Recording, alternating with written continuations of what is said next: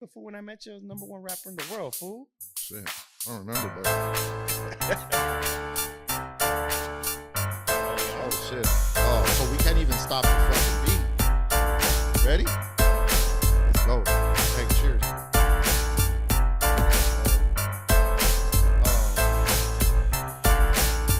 You ready, man? Let me just go out there. Let's do it. Hey, this is something new. This is a first. We're friends of the program. Let's go. We keep it PG? PG. Let's go. Yo, check it. It's been a cool minute. This one's for y'all. Yeah. Off the dome. When you realize who the heck I am, that's when you grab your mom and clutch her hand. Please, dog.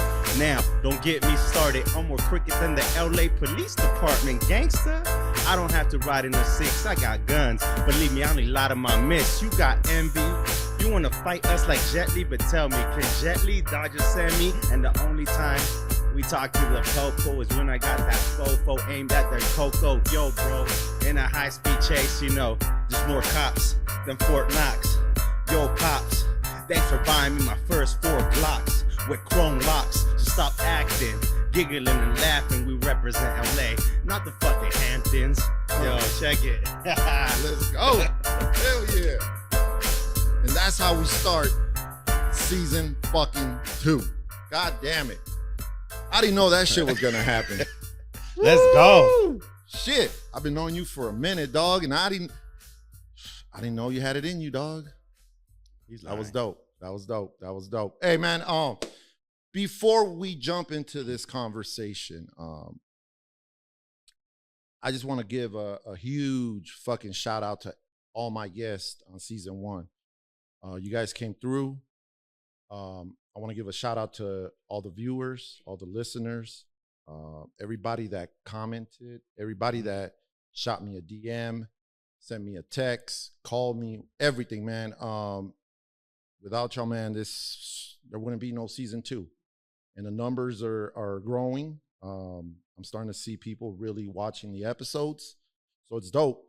But so yeah, thank you. Thank you. Season 2, here we are. And man, I am so fucking happy. I knew I needed to start season 2 with a fucking banger. And this is my boy. I've known this dude over, I don't know, 15 years maybe. 15 years. Right? The freshness Since days. the freshness days. And my boy didn't look like this. He didn't look fit back in the day. We used to hoop. And he was usually the last one picked. He went from that to being like one of the top 3 picks. So, but yeah, he's done really well for himself, man. I knew I needed to get him on here, man. This is my boy Jimmy Mora, Keller Williams, and a lot of other shit that he does. But thank you, dog, for making it today. And let's get to it, man. Thank you for having me. It's a pleasure. And you know what? That was a fucking first, dog. The freestyle off the dome. Let's go. I've never had anybody say that, man. So yeah, you just blessed us, man. That shit was dope. Yeah. How you feeling, dog? How you feeling? And the questions, one of them was like, you should have did that one. I don't ever remember. I remember you DJing. Yeah. I remember you DJing. I just don't remember you ever fucking rapping. Nah. I used to rap too back in the day, in the 90s. Yeah. I had this, it was me and my boy. We had this group called Bulletproof. And it was back in the cassette days. So I still got the cassette. Yeah. Demos? Demos, bro. Demos, you know, like I remember we were sending demos to Big Boy, the Baker Boys, to like all these fools, like, and then my partner, you know, his parents just had enough of him fucking rapping. They told him he better get a fucking job or go to the Navy or go to the armed forces, and he chose the Navy and he bounced. So after that, I was like, I ain't doing this shit by myself. You know, so my rap career got shot down real quick. A lot of rap careers get shot down. You know, we're kids. You know? I started rapping at like, I think 12 or 13 years old, being like just homies at school. You know, it was the 90s. Like, and have you always been good at fucking like off the top of your dome? So, because my boy was like that too. So I needed to write shit down. Freestyling was my thing. Oh shit! So you could get in a cipher. Yeah, I was the cipher guy. I was the battle guy. And cipher started blowing up again during that time. You know, the 90s. Right. And there's a couple times where like my cousin used to sell hats. He goes by Fat Caps. He used to sell hats. Okay, yeah. And he had a little shop, like started in the swap meet and stuff. And we would do freestyle battle events. I won a few of them. You know, it was cool. It was But light work. did you ever put anything out? No, No. I always freestyled. Even at Summer Jam '99, I remember Summer Jams. Yeah. At Irvine Meadows. Yeah. I got on stage, rap. For I think it was Be Real, Eminem, Busta, DJ Quick was there, and you know they all gave me props. He was a little side stage off the stage that they were doing ciphers. That'd be dope if you had like some fucking footage. It of would that be shit, dope. you know what I mean? Like something you can fucking go back and watch. I was like 16, 17. You know, my good friend that we would help his business, his millionaire lives in the ocean right now, the beach. He would get us in scout tickets because his friends would scout him, like get you in, got us in backstage with some wristbands, and we would just be in everywhere all the time. Right. So, you know, I started spitting. Like, what made you want to do that? Like, what, like growing up, you know, when was it? Like early 90s for you? Mid 90s. Or mid 90s? Yeah. Okay. So was it just the music you were listening to at the time? Or you're like, fuck, this shit's dope. Like, let me see if I could do it. I'm a hip hop head to the fullest. So I love all hip hop, you know, always tried to rap, wanted to rap. And, you know, me and the homies would just put it out there, do ciphers all the time. I had a couple friends that would write. Yeah. I had a couple friends that made it, you know, to a certain level. The producers. Right. There's a lot of things you can do in the game. So yeah, man. But the rapping part's the hard part. Like I never even wanted to be a fucking rapper. You know what I mean? Like my boy was just, let's just do it. Let's come on. So I had to write all my shit I had to write down. What I really wanted to do was behind the scenes, like be an engineer or make beats. Yeah. You know, I wanted to do that shit. But you know, back in the 90s, man, especially early 90s, late 80s, early 90s, it's not like now, like with the internet, with social media, like you can find, you could do anything now. Back then you have to go to school. Yeah. And not only that, but you have to drive somewhere to go learn how to do this. And you have to actually call. You can't even go online and see if you can take classes of any kind of shit, you know? So yeah, it was a lot harder back then, man. Nowadays it's a lot easier. Yeah. Cassette decks. One cassette empty, the other cassette had to be push play, record at the microphone. That's how we would do it. Yeah. You know, just to do little demo tapes. I didn't put anything out there, but it was. That would have been sick, man. Yeah. Speaking of hip hop, man, is you listening to what are you listening to nowadays? Oh man. Mainstream, always stay with the 90s, you know, hip hop. Okay. Always on my track list. What about some of the new guys? New guys, I've been listening to Russell, like LaRusso, Ransom. Ransom, if you guys don't know, Ransom is gold. Peep his stuff out. He's dope. And he's not even a newcomer. He just revamped his whole style. Him and 38 Special. You know, you made me a shirt for his concert. Oh, yeah. Took a picture. They loved it. And 38 Special, RJ Payne. And then, of course, right now, the people blowing up is Coyotes, the Yotes. Oh yeah, Yotes. those fuckers are dope. They're dope. Yeah, man. We gotta super dope. We gotta connect with them because they're fucking dope. They're blowing up. Man, they've been just repping LA hip hop to the fullest. Not just like on some underground stuff. It's just bars. Their production is dope. They just came out with an album called L. Aliens, so it looks like LA Aliens. Yeah. And they're doing it the old school way where you throw videos almost to every song, and people are like, "Oh, that's dope." Oh, and they're creative, so they're cool. That's another thing I was gonna say. Them fuckers are creative. From Hawthorne. Yeah, that's dope. Hey, man. Shout out to the Yotes. Hell yeah, that's what's up, man. Let's talk a little bit. I see you brought some goodies, and for a minute now, I see you at different tasting events for tequila.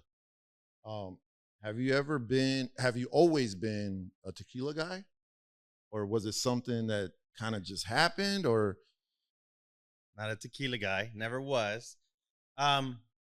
Old school tequila, you know how we drink. We drink tequila, just shoot it. it didn't do me good because it turned me into either Incredible Hulk or Pepe Le Pew, and you never knew which one you were gonna get. Damn. So I Right. stayed off the tequila. You know, it's one of those monsters. But it's been like about a little over a year, where I got into certain tequilas because I tried a tequila. It was called Fortaleza. I was like, man, this is good. Couldn't find it anywhere. Like, why can't I find it anywhere? And then, I started doing research, got some knowledge, and it's because it's one of those tequilas that's called additive-free tequilas, free of additives, meaning no sugars, no diffusers, things that they put in. And like the common ones, that's what they're full of. So like the ones you find at the, exactly any liquor stores is that's what they're gonna be full of. Patron, Don Julio, all the ones that have celebrities, promoting them, buying them. U.S. buys that market, and what they do is put 80% of their budget to marketing because it's gonna come back. So, everyone's seen these tequilas in commercials, like nightclubs, this, that. We know how to promote out here really well, so everyone's gonna go buy it. They make the prices a little higher on those tequilas. We want it. We have to have it. Not knowing that, hey, they have to make a lot of it, so they mess up the real process and add different things to it to make more of it because the demand's so high. Right. So then you get your headaches with the sugars and all that stuff. Shit, man. So there's a movement right now with additive-free tequilas. I brought a couple of my favorites. Actually, they're super special. Right? We're gonna have to try them. And we can't, especially him. He's on a flight tonight or tomorrow morning. Okay, early. Yeah, he's going out of town, so but we definitely got to try them, man. So you let us know when, and let's go. Let's pop one open right now. All right, well, let's do it. Let's do it, man. Go for it. Can I stand up? Yeah, go for it.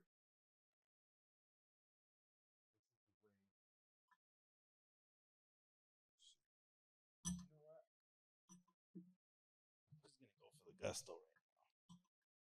So this one's Negocio, El Negocio.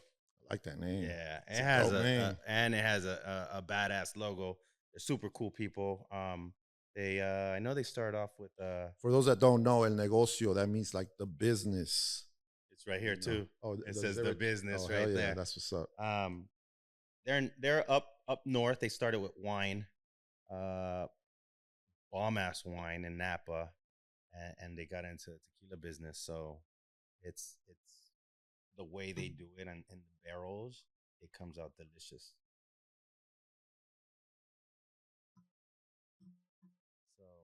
So this is like taste like they're not for shots. This is like we sip this. You don't shoot them. You sip them. You smell them. You smell a bunch of stuff. Damn. Different notes to it. Once you taste it, you can actually taste different flavors from vanilla, cherries, the oak. You taste the agave that it comes from, because it's made it with the main ingredients is agave and water. Right. And then there's a process to it, and they put in barrels, American barrels, French barrels, oak barrels, different type of barrels, and that's where you get all the flavors from. Yeah. Are you an ambassador for any of these brands? Well, I wouldn't call myself an ambassador per se, because then I would have to stick to a certain company. I love tequila, these brands and what they're doing, especially the other one, which I'm gonna get to right now. They're really good for the community, the tequila community, the knowledge. They're bringing money back to Mexico, to their community, which helps everyone over there, giving them jobs as well. But I like helping out everyone. It started off with me making some silly videos, sending it to them. They post it. They're like, oh, that's awesome. I started, getting connections with liquor stores, with other big stores that sell liquor, like Total Wines, things like that. And then I started communicating with them. Like, hey, there's some bomb-ass tequilas over here, because they come from Mexico, then they work their way up. And once you get to LA, it's harder to get to further north. So you know, as long as you have the distribution on deck, Right. you can get them places. So I got. So you're just helping. You're and of course, like these guys are a lot smaller than the Don Julios and the Patrons, but the quality is there, and it's just a matter of getting it out there for people to try, and then it becomes it's a different story once they try it. Yeah, like for this one, Karin Leon, who's a Spanish singer, he was at Coachella, and there was a bunch of different tequilas out there, and he picked this one out, and he's like, "This is bomb." So he grabbed it during the show. That's dope. See, that's and they got free love. marketing, man. Yeah, I helped them get into some Las Vegas liquor stores. They show me love, with this bottle right here. Let me know what you think. All right, let's try it, dog. Cheers. So Tell me what you smell. tequila. Okay. Yeah. I once I smell tequila, it's like my birthday all over again in So this 2023, is dog. this is called a joven, and it means it's half blanco and half reposado Shit. in the barrel, and then Shit. does Well, its cheers. Let's try this shit, man.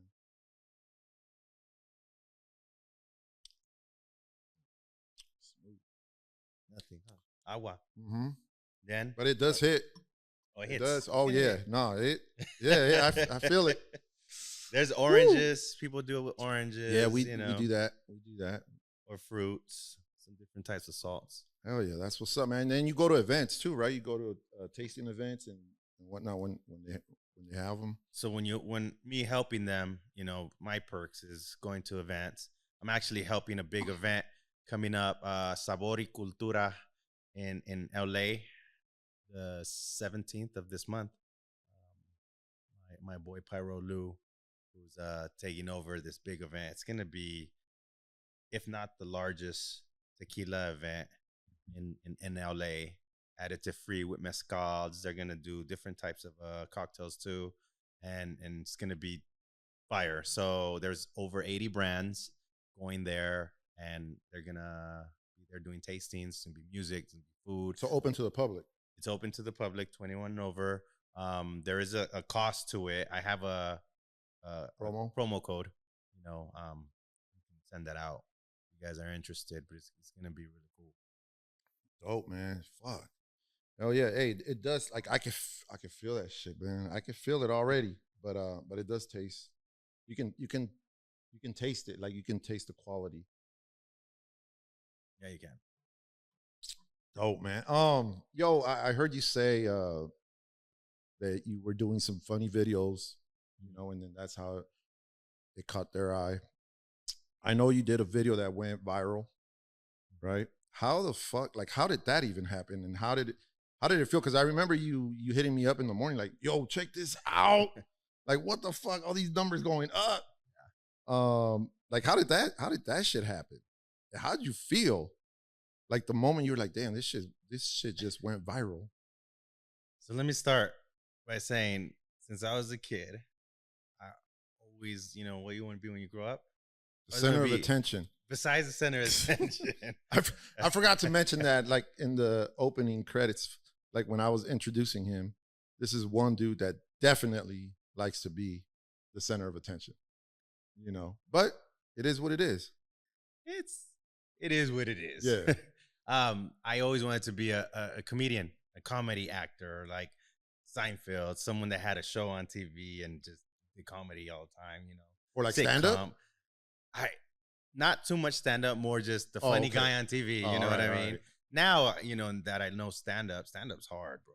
So it looks hard. It's hard because those guys really write and have to, like, master it. Mm-hmm. But you can be funny, all day, but being a stand-up comic is different. Right. World. But yeah, I always wanted to be funny, so as people know me, I try to be funny, call it center of attention, but whatever. I've been doing videos for real estate, for even back in the day when no one used to do videos. I would DJ some nightclubs and things like that, and to promote it, to get them in the club, I would do videos, funny videos, come to the spots and whatever, Yeah. and I just, when I became a realtor, like, hey, no one's doing videos. Same game, same concept, hustle. right? Yeah. Yeah. Yeah, that's just different. It's another game. So I did that. I even had realtors at first, like, why are you doing videos? Like, Hating. you know, Or maybe not even hating. They were just like, don't know, like maybe, why? or maybe they felt like you were disrespecting the craft or something, you know? And it But wasn't. I think at the end of the day, I think it is like low key is hating, bro, because maybe they can't do it. It is whatever it was. They were Yeah. like, and they weren't even funny. It was just videos. I was like, why aren't we doing videos? So there was that concept, like, let's just do videos. Put yourself out there, because I didn't care about putting myself out there. You know, I wasn't even trying to make it. Oh, I'm gonna put myself out there to make money. It was just, hey, look at this. This is my business. And anyways, I started doing memes after a while, here and there. And there was a couple of real estate, meme guys, like they call it actual agents, and the broke agent. Shout out to Eric, shows me love all the time. He, they just started off as meme pages in the real estate game and just blew up. And then so I was like, I'm gonna hit a couple of what I used to do. And so, some hit. It's the algorithm. You never know what's gonna hit. So it's your job to disturb it. So the more you put out there, the more chances you get to hit. And on this one, there was a video that had just came out that was, a leak in a house or something that just collapsed the whole That ceiling. shit looked fucking crazy. And I put just a caption on there about, real estate and home inspections and stuff like that. And it just blew up. And 1 minute, I'm like, 100 people to thousands to a couple 10,000s, then 100,000s. And I had a couple video go 100,000s. I did a joke, on one of these memes, and it hit like, I think 300K or something like that. And I saw it started going higher and higher and higher. And I was like, all right, it's gonna stop probably at 100 or something. And then it just kept going. Yeah. I was hitting you up every hour, like, bro, did you see? Yeah. Did you see? I just wanted it to hit the mill. I was like, let's hit the mill, because it got to 7, then 8, then it crept up to 9. I was like, all right, let's get that mill, and it hit. I think it's at 1.6 or something. That's crazy. It's fun. And imagine too, like if that's when I think about that, I'm like, fuck, man. Like imagine like having merch, having something to sell, in the back on the back end to be able to, like take some of this in. You've got a video that went viral, but what are we gonna do with it? Like people just watching it. But if you had like something to sell, or you could have took advantage of that shit. Yeah, you never know. But you never know, right? You never know. Anything hits. Anything, so that's why a lot of people just you keep gotta trying and trying, to hit. So yeah, I've been doing some funny videos. So if you got invited, man, to like a comedy, like let's say you got invited to the Laugh Factory, right? To do a little bit, like like a 15-minute, 10-minute skit or something. Would you do it? Oh hell yeah. Yeah. Even if I bombed, I'll still do it. Yeah, hell yeah, I'll still do it. Yeah, that takes like for me, like stand-up comics, man, like it takes a lot of balls, man. It does. It does, because you can get booed off stage. Fuck. And screw I've 15 minutes. You have? Yeah, I've been to somewhere where people have hell yeah. Hell man. And it was down in Compton. It was like this, it was ghetto. It was like ghetto, bro. And those are the good ones. But they were the dope ones. But so everybody that was in there, they just didn't care. They don't like you, they're gonna fucking let you know. Sure enough, this dude comes up, and first 20 seconds, they're booing him, throwing shit at. I'm like, oh, I was like, oh hell no. But yeah, man, like being a comic, man, it's something else. And then too, like the way I think about it, when you start going on tour and you travel, you gotta, like let's say, like when Felipe came, right? He's talking about the Antelope Valley, Lancaster. So you have to study the region and then be funny on top of that. You know what I mean? And imagine doing that with every fucking city that you go to. That shit takes a lot, man. Man, yeah. I was about to ask you who are your top? Give me top 3 or right now who you could off the top of your head? Bro, I like Felipe. Comedians. Felipe is my shit, bro. Yeah, that motherfucker's funny. And it's just, but I like his whole team. Yeah. Like when we watched him, like his whole team was funny. I fucking like Joe Coy, bro. That motherfucker just like, especially like this last, like I like all of them, you know, but he just comes up with some funny ass shit, bro. And I think that's another thing. Like you have to be animated. You know, you gotta move. You gotta be animated to make things that much more funny, right? Then I don't know, man. I mean, I like Concrete, bro. I like that fool. Like when, you know, when he does his little skits, Jay Valentino. I like, you know, like they're not as known, but when you watch them, it's just fucking cracking up, bro. They're coming up. They're man. coming up, yeah. And they're for the people. So yeah, you know, they were just regular guys like us. I used to rap with Concrete back in the day. I don't even know if he remembers, but his nickname is Beretta. You know, out here he used to rap. Yeah, he used to rap, and then it was Beretta. But he would put out some stuff. I think he was at one of the little things we did, and we rapped and stuff. But yeah, these guys, these new up and comers are doing really good. Hell yeah, you know, and they're taking advantage of it. You know, like social media, on top of, you know, doing shows, going on tour, all of that shit. What I've been seeing too is they're showing each other love. Yeah. You know, they're going to shows together. They're repping each other. Right. You know, Valentino, Concrete, Sparza, Cholo like Fit, yeah. You know, Frankie, dude, all of them just showing each other love. Ken Flores. And that's how it, like, I feel like that's how it should be. You know what I mean? Because you ain't taking nothing away from nobody. You know, like it's just dope. Like seeing everybody together and everybody being funny. You know, it's fucking tight, man. Yeah, Felipe for me, hands down, right now, he's still my favorite. You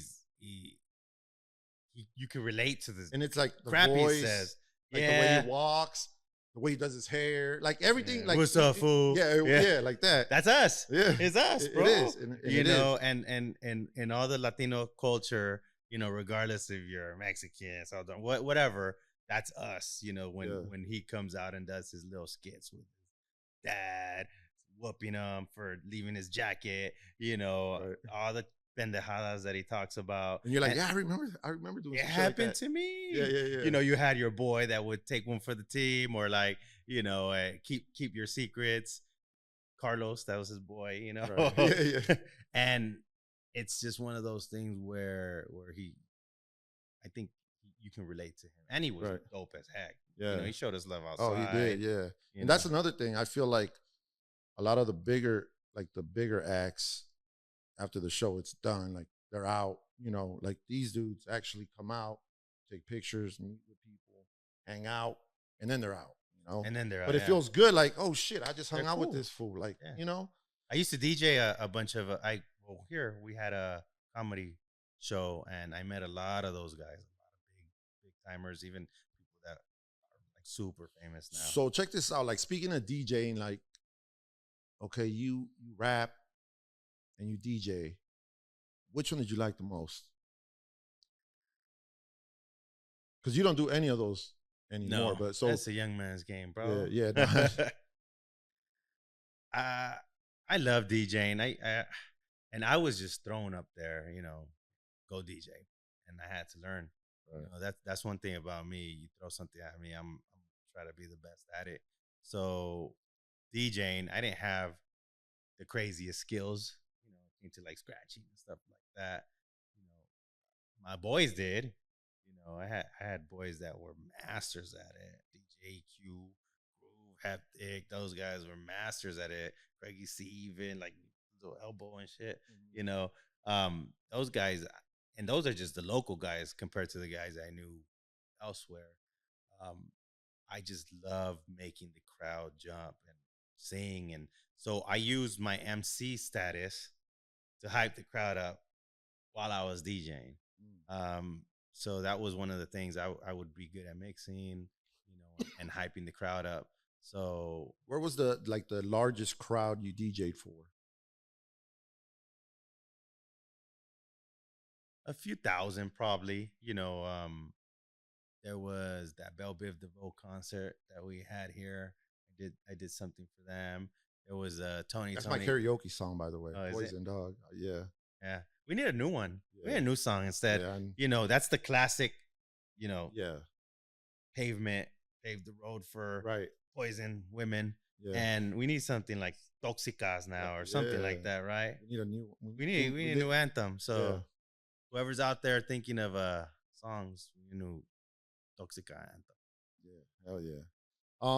So let's a lot of the people I bring on, they either own a business, they work somewhere, and they're doing big things. I see you always doing your videos for your work. And I know you're always about helping people, whatever questions. Like, I've had questions for you in regards to real estate, and you're quick to answer them and help me out.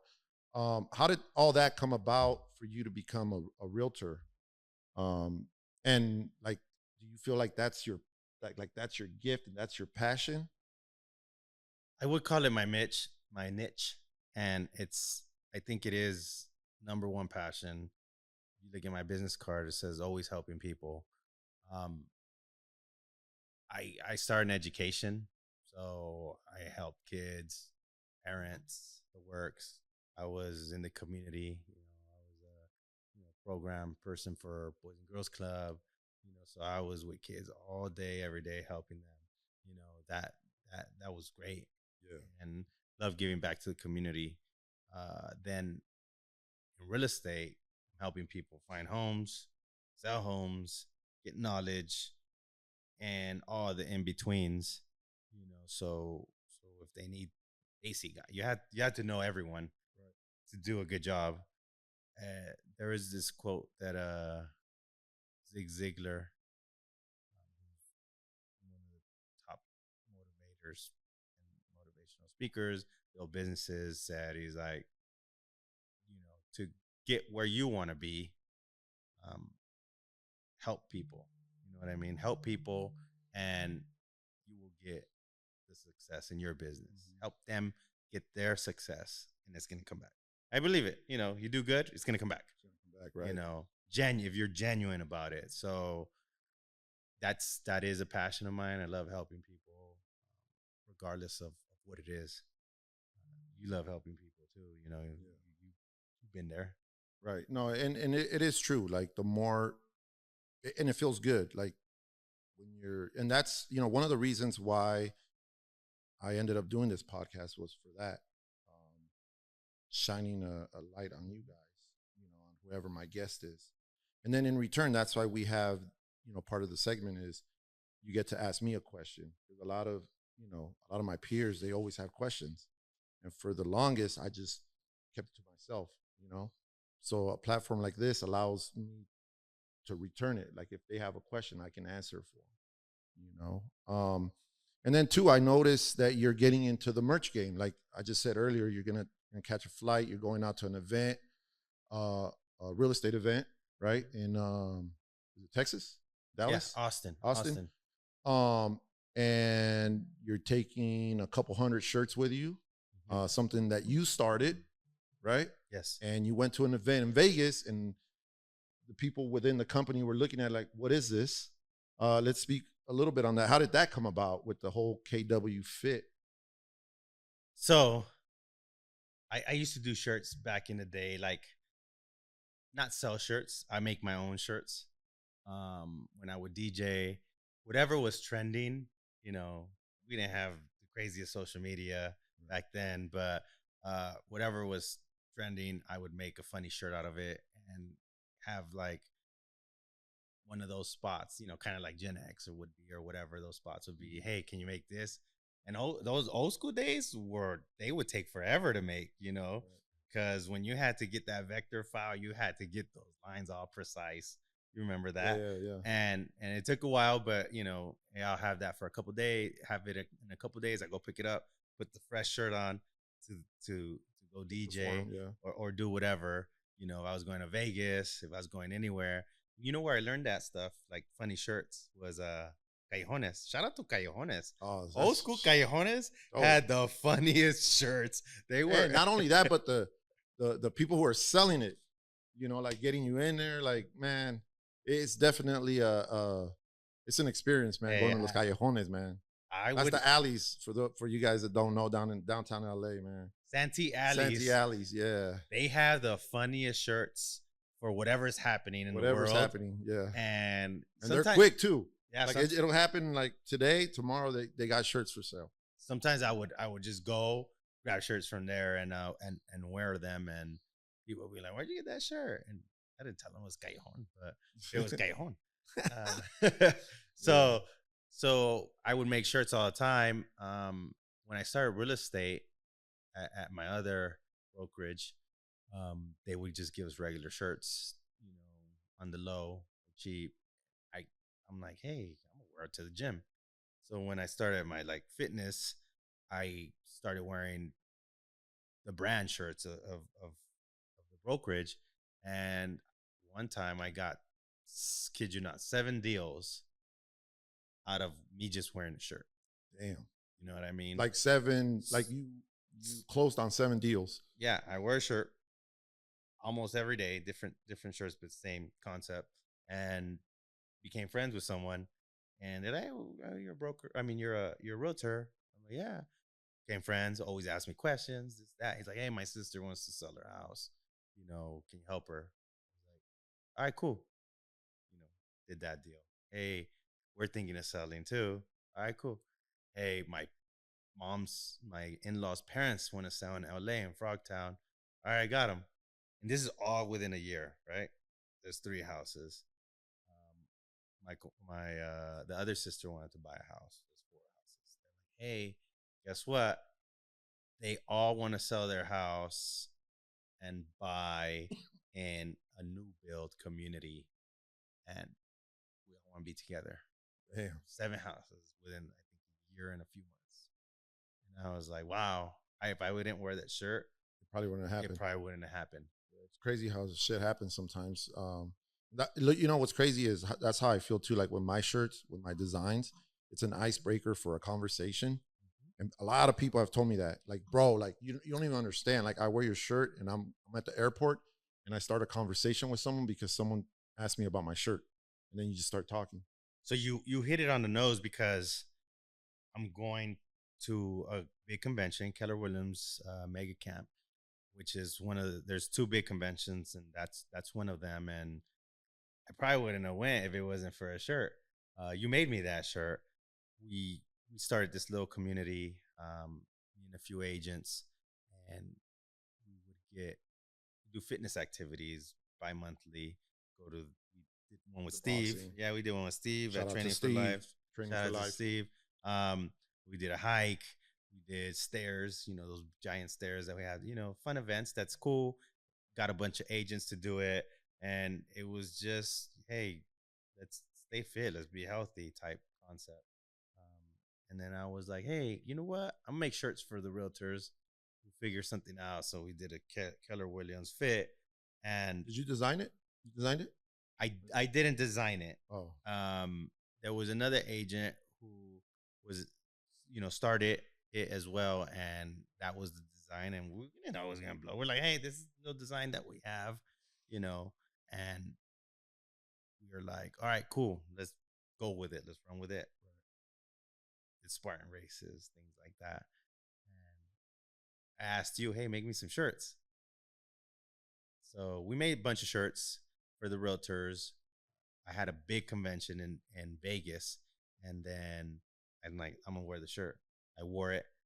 Like 250, 300 people wanted that shirt. They're like, hey, where'd you get that shirt? Did you get it here at, you know, they have stores at conventions, like the company stores. Did you get it there at the Red store, Keller Williams store? I was like, no, this is our community shirt that we did for our leadership community. And they would be like, no way, that's a dope idea. That's great. Where can I get one? And where can I get one? Sparked the idea. Where can I get one? And I was like, I'm not ready for that. I had brokers like, I'll order 30 right now. Can I sell you? I was like, Ness. Yeah. And so I told them, hey, give me a few weeks. I'll get it ready for you. Let's do it. I asked my office, hey, can I sell them? They're like, ask for forgiveness later. So I was like, all right, cool. Yeah.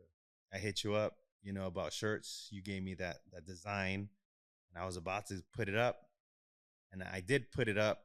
I didn't invite anyone to the site, to the page, and then I get a ring. I'm like, hi. They're like, hey, this is corporate, Keller Williams. We were sitting here at a mastermind with the owners. Damn. The Metal owners, Uh-huh. Keller Williams, and a bunch of agents came up to us about this Keller Williams fit concept and the shirts that we're supposed to sell them. Is that you? And I was like, yeah, it's me. And they're like, okay, cool. You have 3 options. What is it? Like, we can cease and desist your ass with our legal team. Fucked up. Like, I don't want that. I'm good. I'm straight. Then they're like, you could spend 30 to 50K on licensing fees to use their licensing, because I can't use Keller Williams' name unless it's for real estate branding, selling homes. Right. And they're like, you're trying to sell shirts, bro. So the next thing was like, we love your idea. We want to make you a community. The works. We want to invite you to, all our events. We get you a booth, sell your shirts. We could even sell it at that red store like everyone else thought it was going to be in. And I was like, I sat on it for a week or two, and then I decided to do it. And then boom, here we are. Look out, guys. So he's got about 200 of those. This is just his first event, so he's playing it safe. How many people are going to be at this event? They're expecting like 10 to 13,000. Yeah, so he's playing it safe. I'm playing it super safe. But it's all good. Like, it's his first event. Like I told you, like, yeah, go in. Don't go all the way in, but go in and test the water, see how it goes. And especially like with someone like you who's always the center of attention, like it's going to be easy for you to pull people in to check them out and, eventually buy. I'm going to be my own street team over there. That's it. Old school street team status. And that's what I say too, like to different people, man. Like you have to be your own street team, because no one else is going to do it for you, I was thinking about that because like we wear things, they want me to go talk to them about fitness, and I'm just like, all right, cool. You got a cool story though too, because I remember, like I told you guys when I first met him, he didn't look like this. This dude lost like 70 pounds, right? Within like how many years? I lost 50 within a few months, like 5, 10. Yeah, like so you have a good story. Yeah. You have a good story to go along with that, so people are going to be attracted to it. Yeah, and they want me to talk about that. I'm also going to do what you said. It's an icebreaker, because these shirts, you wear it at the gym, you wear it hiking, you wear it somewhere. People are like, what's KW fit? Boom. Yeah, you don't usually, when you're a realtor, it's tough to talk to people and not say, hey, I'm a realtor. Do you know anyone that's interested? That's our hustle. But some people don't like it. For me, when I talk to someone, I just talk to them like a normal person. It's going to eventually come up. Hey, what do you do? What do you do, right? Whether it's the first time you see them or the next time, it's going to happen. So you're thinking too, you're thinking outside the box. How am I going to pull these people in wearing that shirt? They're going to look at it. They're going to ask, like, what is that? Because it doesn't even say Keller Williams. So it's KW Fit. Like, hey, what is KW Fit? And then boom, you got them. It's icebreaker. Yeah. You got your conversation that you wanted going with anyone. Right. So, there's different levels to this. Yeah. You have a cool shirt, you're representing your brokerage or whatnot, but there's more to it. People are going to ask about it. And that's all our businesses. So. Oh, that's what's up, man. So remember earlier I told you on my show, and I know you watched some of the shows. Yeah. I get to flip the mic to you. You get to ask me a question, and I get to answer it. So this is that time. Segment's called Ayo Ness, because everybody's like, Ayo Ness, what's up with this? Boom, right? So Ayo Ness, we're gonna flip it to you. You get to ask me a question, and then I'll shoot you back the answer. Is it just one? Or I can get just a couple quick questions. All right. Oh, you can. You know what? Give me that bottle, por favor. I'm gonna open up this reposado right quick. All right. This one's Valor. The owner, Cristiana, she's amazing. She gives a percentage back of what they make to the community, to women over there in Mexico. So it's women owned. It's women owned. She is top notch, and her brand is getting better and better and better and better. And this is a reposado. I found this actually at Laurel Tavern in the Valley, and then I just posted it, and added the brand, and they're like, "Thank you," and showed them love, and they showed me love back, and we're good friends. Shit, there you go, man. So cheers to that. Tell me what you think about it. Different smell too.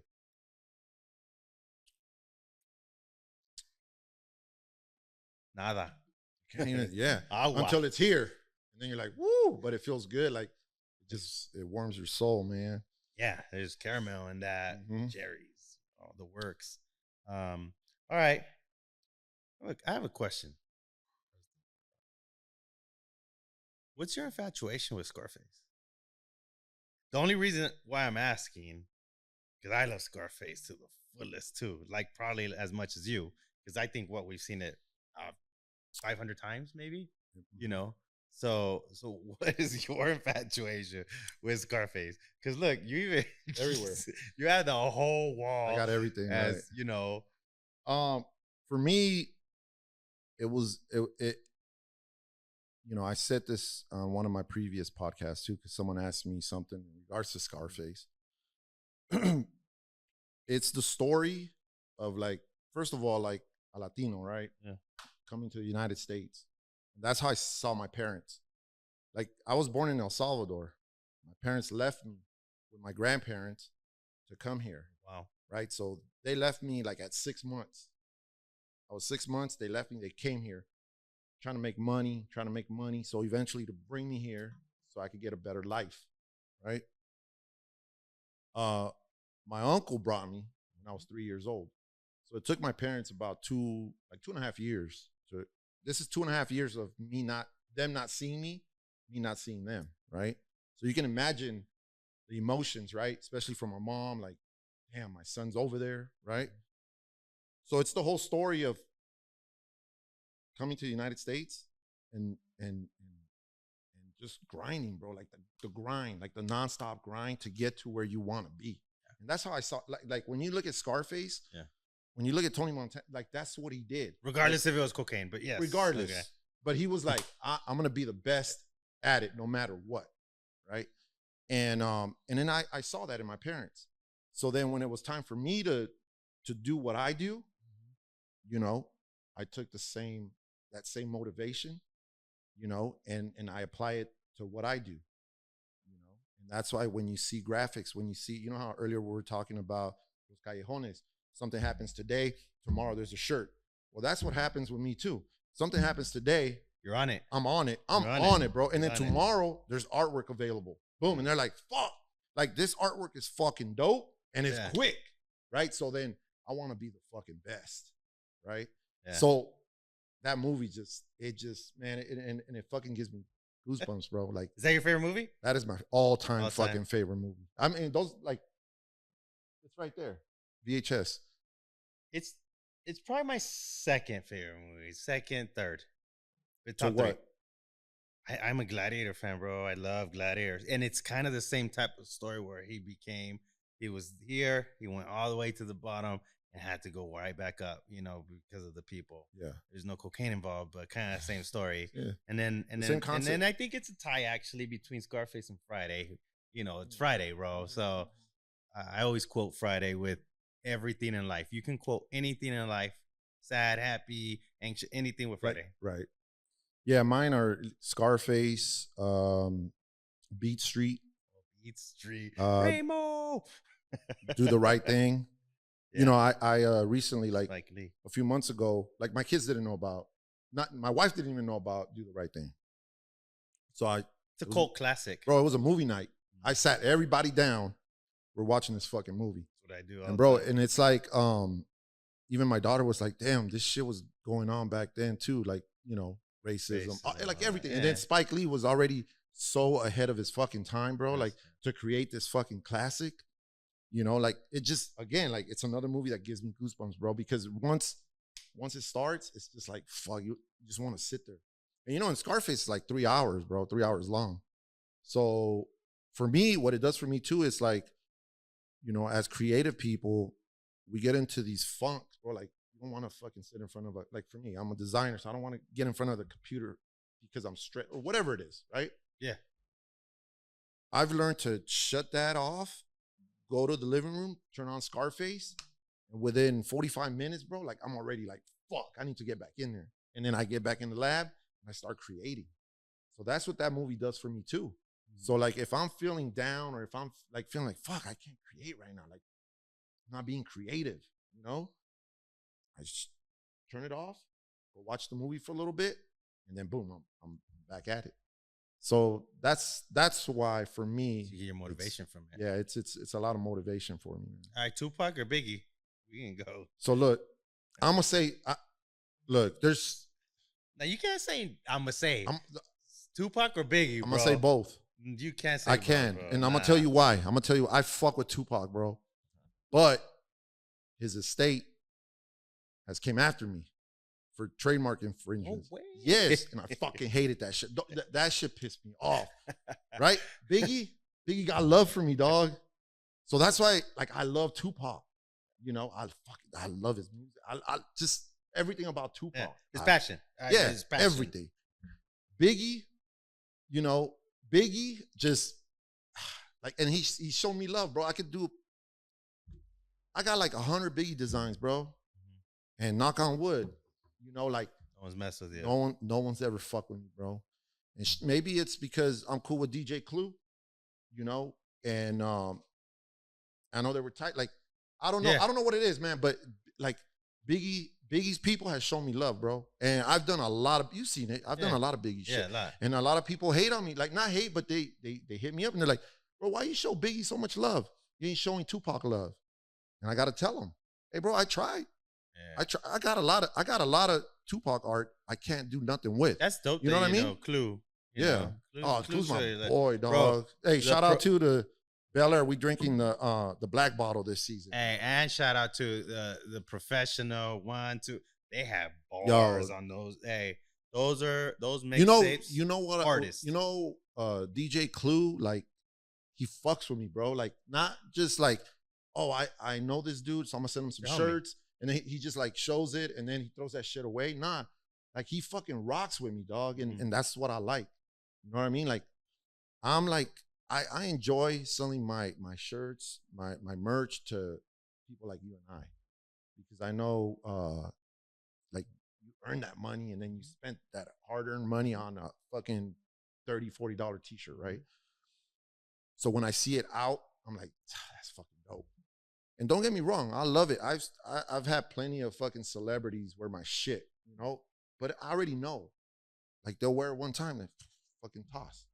But DJ Clue's not like that, bro. Like that he fucks with me. It's funny because I was gonna wear, the reason why I wore this because my Kobe shirt that you made, the Olympic one, you can wear those with the Olympics, and I wear it all the time, bro. I see you rocking some sneakers. Let me ask you this before we go, dog. Did you have another question or no? I think you asked it, right? Good, okay. Favorite sneaker of all time for you? That's tough. Is it? I say the Force. Which cements. One? The white cement Force. Yeah. All right. Those were in the movie. Those were in Do the Right Thing. Yep. But was that like your first Jordan? I grew up. I was born. Yeah, us too, man. We used to go to the store Mid-City, bro. We used to go. El Piojito, dog. Hey, we used on to Alvarado. Yes. Shout out to El Piojito. I don't know if you guys are still there. My parents used to buy us the karate shoes, the flat ones, bro. Me too. That's how I went to school. Karate shoes. I did too. Karate shoes. So the mine is the Jordan 1 in 85, 86. I remember seeing it in an indoor swap meet. Like we're so used to seeing shoes that are just black or white. And then I saw the bread ones. And I was like, fuck, these fuckers are dope. Right. And I said it in one of my podcasts too. Like, I asked my pops. My pops was all for it. He was, my pops was like mellow, cool. Like, and he said, man, ask your mom. She says it's cool. I'll buy them for you. They were $65 at the time. Yeah. They were used to buying the shoes for $10. Yeah. You know what I mean? Like Piojito, like $5, karate shoes, right? You get karate shoes and a fake ID right over there. Yeah. And so yeah, sure enough, my mom said, no, like, you fucking crazy. I ain't spending no $65 on a pair of shoes. And from that day, that's how everything that I do, that's why you see me too. Like, a lot of the shit that I love is black, white, and red. Black and red. Me too. Those are my favorite colors. But I don't know what, that day, it just created this fucking monster, bro. Like I said, I'm gonna buy, when I can buy the Jordan 1s, the original Jordan 1s, I'm gonna buy them. And I have a pair. I haven't worn them. And I already told everybody, the day I die, those fucking shoes are going with me. You know what I mean? They better fucking put them on me, and they're going with me. So, but yeah, man. Any last words before we bounce? Let people know how to get a hold of you in case they're interested in buying, selling a home, or just they have questions in regard to real estate, or if they got questions in regard to to tequila, man. Just let them know, and then we'll be up out of here, man. Yeah. Instagram's usually the easiest. Jimmy J7 on Instagram. My name, Jimmy X Mora on Facebook. I have Twitter, TikTok, all that, but y'all know where to find me. I'm always tagging him. He's tagging me. God is real. Just remember that. Stay blessed. He's real. He's there to have your back. So, believe in him. Hey, man. Thank you, man. It was a pleasure. I told you, man. I told you I needed to start season 2 with a banger, dog. And you did that. Just that. Good show. All right, man. Thank you. Love you, bro. Yeah, man. Love you too. And thank you guys, man. To the next one. And we're out.